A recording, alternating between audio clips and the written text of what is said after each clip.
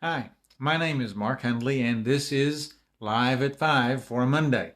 Last week I was off completely the whole week, didn't have a Live at 5. You probably didn't miss me. I know I missed being a part of this and sharing information with you. Vanessa and I spent a week in the mountains of New Mexico and had a lovely time. Um, in the cool air, we didn't do a lot of hanging around with groups of people. We had our masks on, we did our grocery shopping, we um, cooked for ourselves and had just a wonderful time sleeping with the windows open at night in the 50s and then having early or lower 80s for the next day. It was just a great time to relax. And today I'm back, and I thought off and on all week last week what I would start with today. And so you'll notice that I have started with the title of today's presentation is Living Above Our Demons. Now, I may have shared with you, I have about 12 years of content, things that I've written over the years that I'm working to repurpose in some respects for these videos. And today I just felt like this would be something that would be worth sharing with you, Living Above Our Demons. So I'm going to kind of read and comment as we go along. Here we go.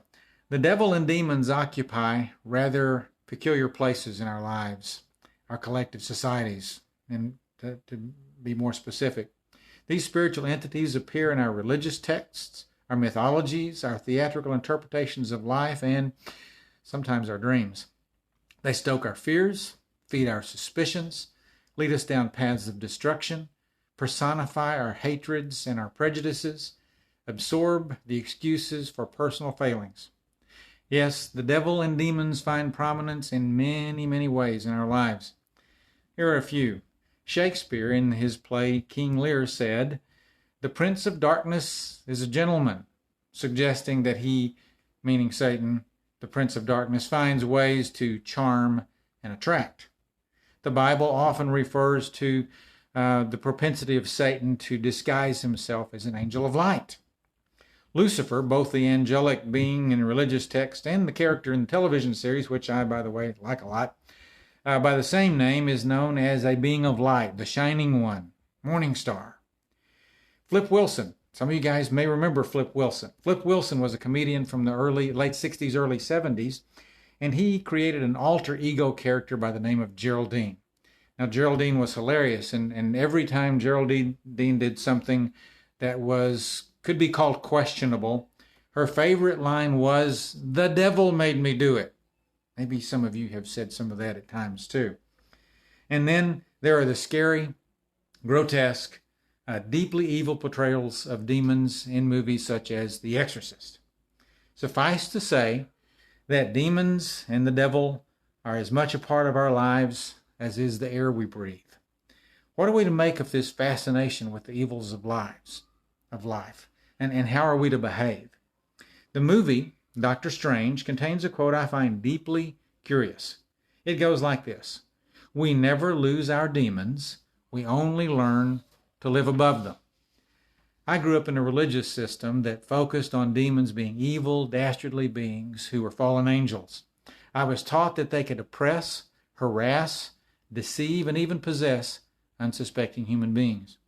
I was taught that demons were ugly, mean, vicious creatures, and the images conjured by those descriptions literally scared me into wakefulness. I often found it difficult to sleep thinking about those malevolent beings. Those images and experiences shaped my perceptions of evil for a long, long time until I began to read other interpretations in college. One of my favorite books from one of my favorite authors, The Screwtape Letters by C.S. Lewis, outlines a series of letters written by Screwtape, who was a senior demon, to his junior tempter nephew, Wormwood. And Screwtape served as the mentor and teacher for Wormwood, teaching him and encouraging him to find ways to squeeze into the minds and hearts and spirits of human beings and lead them away from the paths of righteousness. I really love the satirical slant of the book, as well as the insight it provides into human nature. The images created by this work are much less hideous and visibly sinister than those from my early days in the faith, and in many ways, much more insightful. Enter now Dr. Strange. I refer back to the quote he mentioned earlier. We never lose our demons. We only learn to live above them. This quote intrigues me because it conjures what I think, an even more insidious and frightening picture of the relationship between humans and our collective demon companions. The quote seems to state that we really never lose them, that we simply learn to live above them. What is scary about that, you ask? Well, much, at least I believe. What it tells me is that our demons are much more passive than we give them credit for being. It tells me that they lurk and hang around waiting to be called into action. And how are they called into action? By our actions, of course. What I mean is this. If all we can hope for is to live above our demons, then all that is necessary to employ and embody their power is for us to simply step down into them. When we choose to step down into our demons, then and only then do we grant them life, limb, and mind. The more we visit them, the more comfortable we become in their presence. The more we step into their lair, the more our character morphs. The more we move within their lure, the less like the one we become, the one in whose image we are made. We become possessed by that which is evil, not against our will, but as a result of our willful choices. The more we step down into our demons, the more these things follow. We find that hate obscures love, deception chokes out honesty, hubris replaces humility, control eliminates freedom, destruction usurps creativity, and fiction eclipses fact. I could go on, but I won't. Suffice to say that when we give feet and hands and heart and head and body to our demons, the world in which we live loses some of its appeal.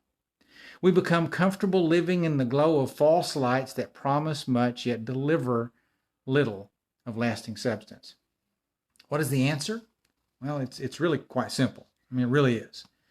We have to do the following. Stay living above our demons. Recognize that they exist because they do. Embrace their reality. Understand their appeal. Ignore their lure. Avoid stepping down into them. And remember, all of this is a matter of personal choice. I believe that as we practice choosing the higher road, we can become better people. We can establish more meaningful relationships. We can create lives worth living.